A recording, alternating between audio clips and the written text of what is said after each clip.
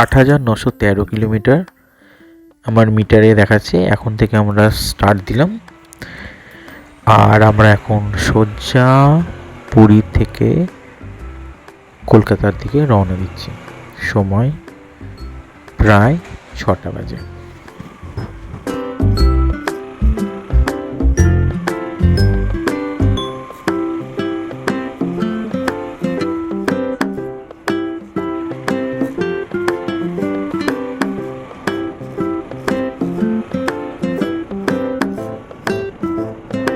আমরা ঠিক করেছি আজকে কোথাও দাঁড়াবো না, নন স্টপ কোলাঘাট পর্যন্ত যাব।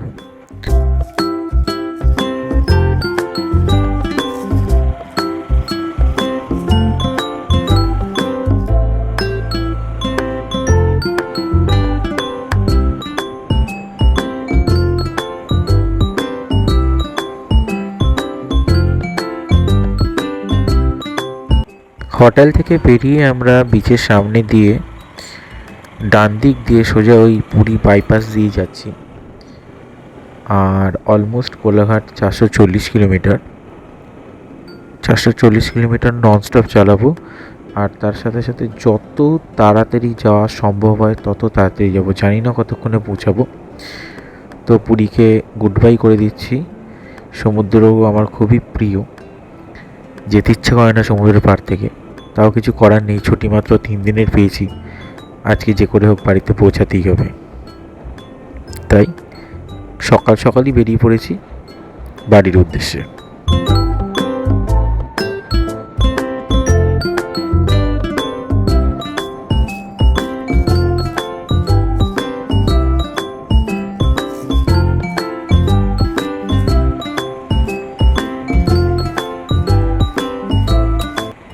পুরীর ওয়েলকাম গেট ক্রস করে আমরা এগিয়ে যাচ্ছি বাড়ির দিকে। রাস্তা পুরো শুনশান, কোনো লোক নেই। স্বাভাবিক ব্যাপারই এটা, এত সকালবেলা খুব একটা লোক থাকবে না। যারা ট্যুরিস্ট পুরীতে আসছে তাদেরই একটা দুটো গাড়ি দেখা যাচ্ছে। আর সকাল যে সকল মানুষ কাজে যায় তারাই একমাত্র বেরিয়েছে, তাছাড়া কেউ নেই কোথাও। পুরো রাস্তা শুনশান। আর এই শুনশান রাস্তা, ফাঁকা রাস্তার ফায়দাটা নিয়ে আমাদেরকে যত তাড়াতাড়ি সম্ভব এগোতে হবে কোলাঘাটের দিকে।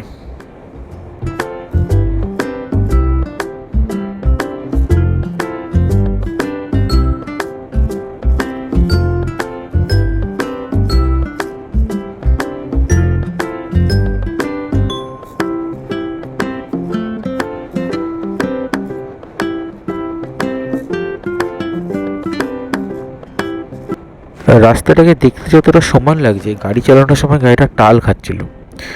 তো বারবার মনে হচ্ছে যেন আমার গাড়িতে লিক হয়েছে, চাকায় হাওয়া কমে গেছে, তাই গাড়িটা টাল খাচ্ছে। আমি একটুখানি গতি স্লো করলাম, করেও দেখলাম যে না টাল খাচ্ছে কি না, তখনও দেখলাম টাল খাচ্ছে।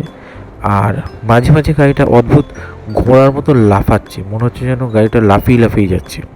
রাস্তাটা দেখতে সমান, পরে আমি বুঝলাম রাস্তাটাতেই এবড়ো খেবড়ো উঁচু নিচু একটু ঢেউ খেলানো টাইপের আছে। আমি যখন রবিনকে জিজ্ঞাসা করলাম ওর গাড়িতে এরকম হচ্ছে কি না, ও আমাকে বললো হ্যাঁ ওর গাড়িটা তো সেম জিনিসই হচ্ছে, আমি যেরকম ফিল করছি।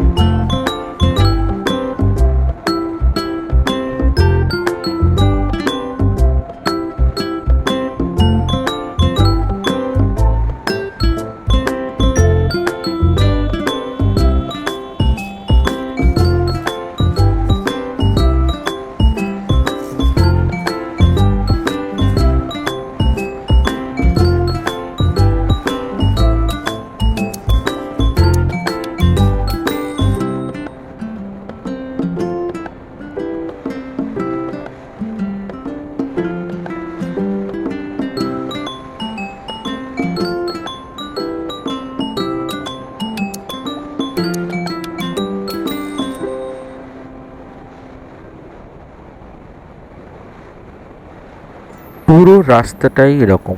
যাই হোক, এখন যা গাড়িতে তেল আছে, আমরা মোটামুটি ওয়েস্ট বেঙ্গলের কাছাকাছি আমি পৌঁছে যাব।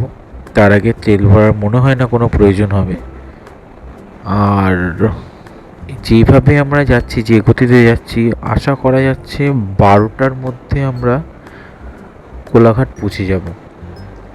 যদি কোনোভাবে গতি স্লো না করতে হয় তো আমরা 12টার মধ্যে কোলাঘাট পৌঁছে যেতে পারি। দেখা যাক কী হয়। কিন্তু যদি কোলাঘাট 12টার মধ্যে পৌঁছেও যাই তাহলে একটা রেকর্ড হয়ে যাবে।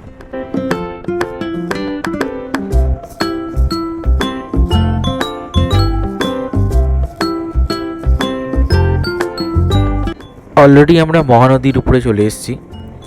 মোটামুটি অ্যাভারেজ গতি রেখে দিয়েছি 80 থেকে 100-র মধ্যে। তো এইভাবেই যাবো ঠিক করেছি। যদি রাস্তা স্লো করতে হয়, দেখা যাচ্ছে রাস্তায় কী জ্যাম হয় না হয় বা ডাইভারশন কি পড়ে না পড়ে দেখতে হবে। নইলে আমরা এই গতিতেই মোটামুটি যাব।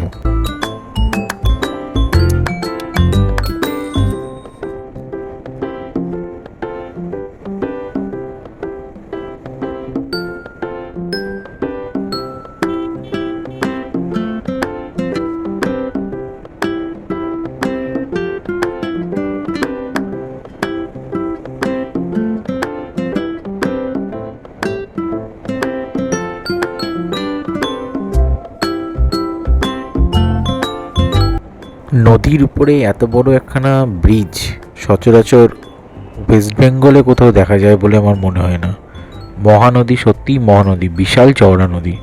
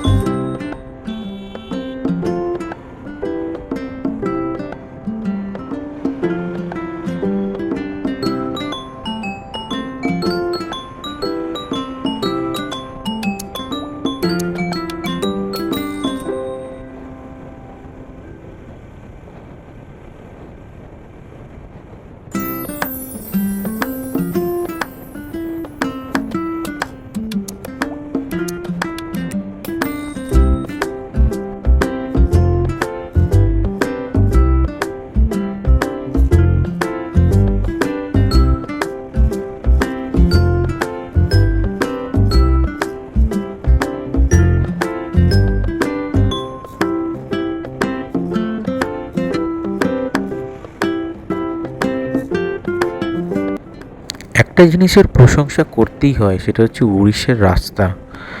খুব সুন্দর, খুব অসাধারণ পরিষ্কার রাস্তা, আর খুব মেনটেন করা। দুই সাইডে গাছ বসানো, বেশ ভালো, অসাধারণ রাস্তা।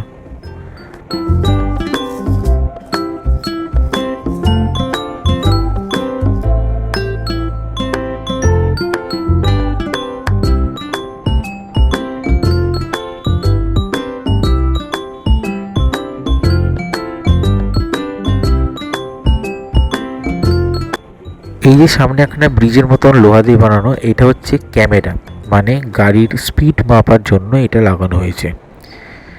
নাও শুরু হয়ে গেছে ডাইভারশন। রাস্তার মাঝখানে ডাইভারশন করে সাইড দিয়ে একটা রাস্তা বার করা হয়েছে এবং মেন যে রাস্তাটা সেটাতে ব্রিজ বানানোর কাজ চলছে। তো অটোমেটিক্যালি আমাদের গতি স্লো হয়ে গেল অনেকটাই। জানি না কতক্ষণে পৌঁছাবো কোলাঘাটে।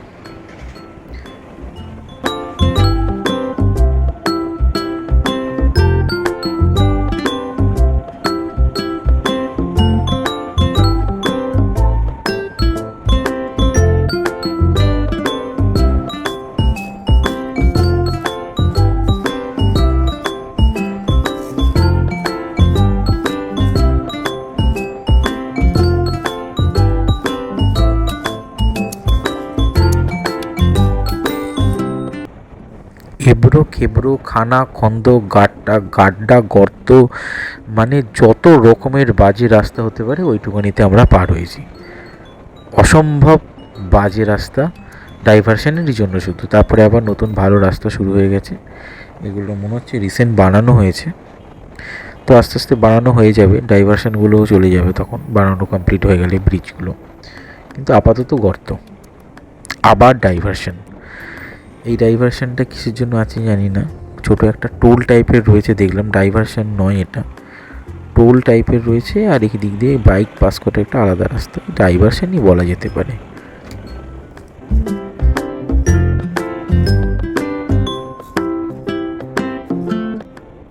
আবার এক ডাইভারশন। এখানে ব্রিজ তৈরি হচ্ছে না, রাস্তা বানানো হচ্ছে দেখলাম, মেন যে রাস্তাটা সেটা সারাচ্ছে, আর সাইডে এখানে ডাইভারশন দিয়েছে যেখান দিয়ে গাড়ি পাস করছে। আর এই গাড়ি পাস যেখান দিয়ে করছে সেখানে প্রচুর বাম্পারও করেছে, কারণ এখানে জনবসতি আছে, মানে পাশে মানুষজনের বাড়ি ঘরদোর বাজার এসব রয়েছে।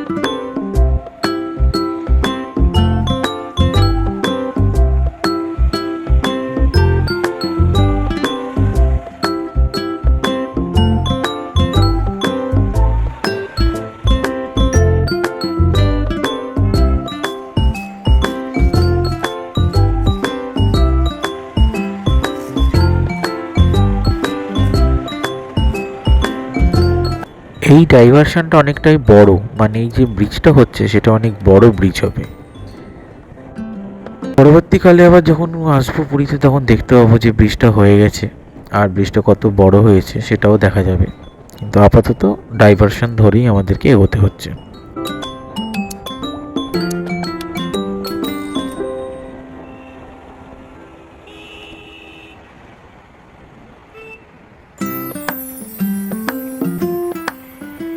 মনে হচ্ছে কোনো একটা কলেজ রয়েছে, বুঝতে পারলাম না, আমি দেখার চেষ্টা করলাম নামটা, উড়িয়া ভাষায় লেখা রয়েছে, তো খুব একটা পড়তে পারি না উড়িয়া ভাষা ভালোভাবে, তাই বুঝতে পারলাম না কি কলেজ রয়েছে। যদি কেউ আপনারা এই কলেজটার নাম জানেন তো আমাকে বলবেন।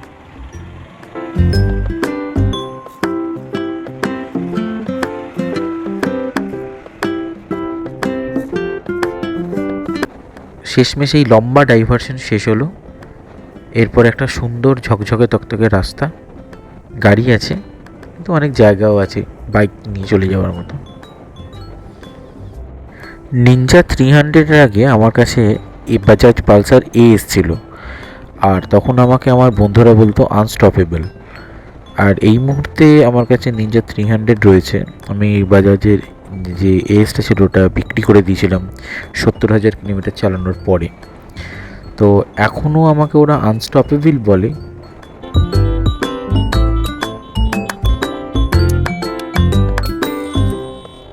সবাই একটু ঘুরে ঘুরেই দেখে যখনই আমি যাই এই 300টাকে, লুকসটাই এমন, জাস্ট হেড টার্নার বলা যেতে পারে। নিনজা 300-এর লুকসটা আমার এত ভালো লাগে যে অন্য কোনো গাড়ি আমার চোখেই লাগে না, একমাত্র ZX10 ছাড়া। আর সবথেকে প্রিয় গাড়ি যেটা আমার সেটা হচ্ছে H2R, ওটা ওই দুটো ছাড়া আমার অন্য গাড়ি আর ভালোই লাগে না। বালেশ্বর 7 কিলোমিটার, খড়গপুর 85 কিলোমিটার, কলকাতা কত দূর দেখা যাচ্ছে না, যাই হোক আর 7 কিলোমিটার গেলেই আমরা বালেশ্বর ক্রস করে বেরিয়ে যাব, আর 85 কিলোমিটার মতো গেলে আমরা খড়গপুর পৌঁছে যাব। মোটামুটি আমরা চলেই এসেছি, 85 কিলোমিটার মানে আর বেশিক্ষণ লাগবে না, খড়গপুর পৌঁছালেই তারপরে কোলাঘাট।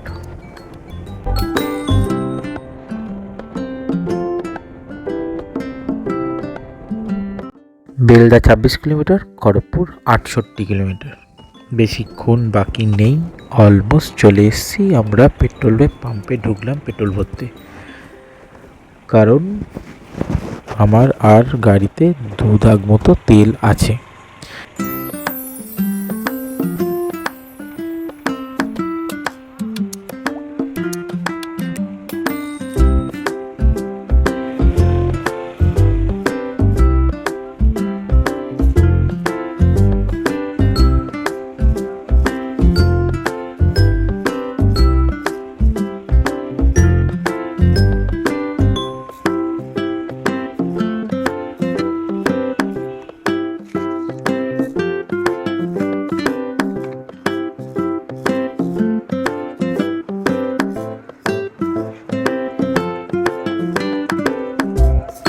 এখন বাজে 11:30 আর অলমোস্ট 319 কিলোমিটার আমরা চলে এসেছি 5.5 ঘন্টায়। 5.5 ঘন্টার মধ্যে আমরা 319 কিলোমিটার পার হয়ে পুরীর থেকে কলকাতার উদ্দেশ্যে চলে এসেছি। জানি না কতক্ষণে খড়গপুর পৌঁছাবো।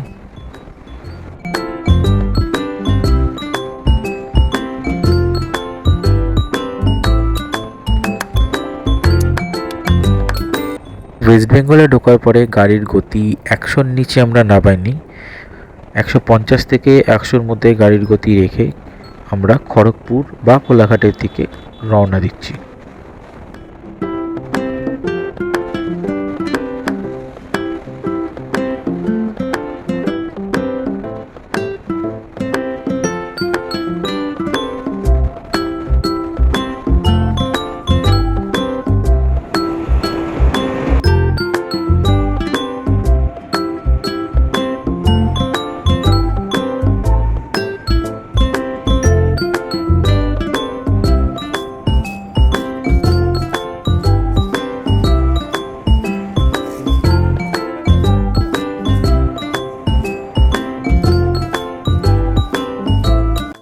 সময় 1:28, আমরা কোলাঘাট পৌঁছে গেছি। 9,350 কিলোমিটার টোটাল আমার গাড়িতে দেখাচ্ছে, মানে অলমোস্ট 440 কিলোমিটারের কাছাকাছি আমরা ক্রস করেছি 7.5 ঘন্টায়। এটা আমার লাইফের রেকর্ড।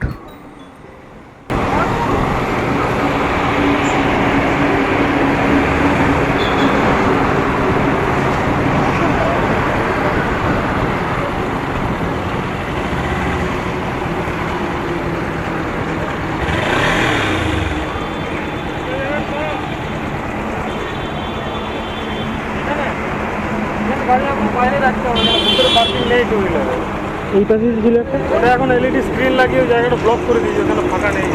ভেতরে যাওয়া যাবে তো, ভেতরে বাড়ি যাবে। ভেতরে আপনাকে এগুলো তো গাড়ি রাখার জায়গা, বাইক আগের বারে ওইখানটায় রাখলাম, এখানেই রেখেছিলাম। এখন স্যার এরাই মানা করেছে না, কোথায় রাখবো তাহলে? সাইডে রাখুন। ভেবেছিলাম শেরে পাঞ্জাবে এসে খাওয়া দাওয়া করবো, কিন্তু সেটা আর হলো না, কারণ ওরা আমাদের বাইকগুলোকে রাস্তার উপরে রাখতে বলছিল। কথাবার্তা শুনে যা বুঝলাম, শেরে পাঞ্জাবের মালিক পক্ষদের বাইকারদের উপরে হয়তো একটু রাগ আছে কোনো কারণে, বা বাইকারদের ওরা মানুষ বলে মনে করে না, তাই বাইকগুলোকে রাস্তায় রেখে দিতে হয়।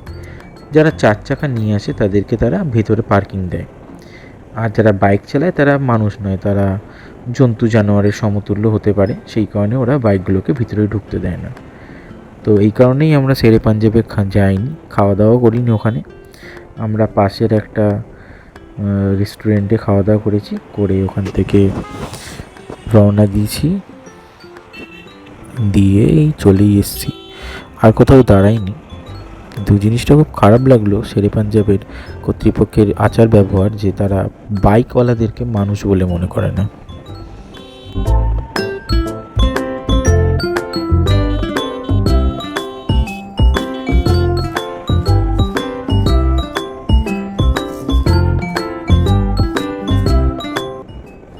যাওয়া এবং আসার পথে দক্ষিণেশ্বর মায়ের দর্শন খুব ভালো লাগে। যাই হোক, আজকের যাত্রা শেষই হয়ে গেছে প্রায়। দক্ষিণেশ্বরে ক্রস করে আমরা বাড়ির দিকে, দমদমের দিকে যাচ্ছি, কিন্তু এখানে বিভৎস জ্যাম। এই রাস্তাটা যেহেতু সিঙ্গেল ওয়ে হওয়া সত্ত্বেও বহু ইম্পর্টেন্ট রাস্তা, এটা প্রচুর গাড়ি এখান দিয়ে যাতায়াত করে, তো সেখানে জ্যাম লাগতেই থাকে সারাক্ষণ। শুধু এইটুখানি জ্যাম ক্রস করলেই আমাদের মোটামুটি রাস্তা ক্লিয়ার হয়ে যাবে। যাই হোক, শেষ ভালো যা সব ভালো। খাওয়া দাওয়াটা অন্য জায়গায় করেও ভালোই হয়েছে খাওয়া দাওয়া। এখন বাড়ি যাওয়া, ফ্রেশ হয়ে ঘুমানো, তারপর হোমওয়ার্ক। আমি এদিকে চলে যাবো।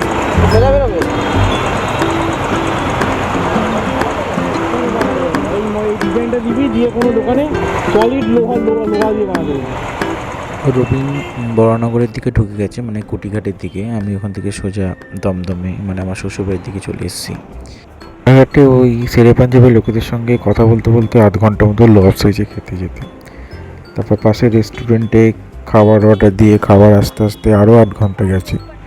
সব মিলিয়ে মিশিয়ে আমরা মোটামুটি 2 ঘন্টার উপরে কোলাঘাটেই কাটিয়ে দিয়েছি। এখন অলমোস্ট 4:26 কি 4:30 মতো বাজে। আমি এখানে পৌঁছালাম আমার শ্বশুরবাড়িতে। আমি আপনাদের দেখিয়ে দিচ্ছি কত কিলোমিটার হয়েছে আর কটা বাজে। আমার মিটারে দেখাচ্ছে 4:26 বাজে। 4:26-এ আমি দমদম পৌঁছেছি। আর 9,422 কিলোমিটার হয়েছে, মানে টোটাল 509 কিলোমিটার রাস্তা। আর মাঝখানে 2 ঘন্টার ওই খাওয়া দাওয়াটা যদি বাদ দেওয়া হয় তাহলে আমরা 8 ঘন্টায় পুরী থেকে পৌঁছে গেছি। Thank you for watching.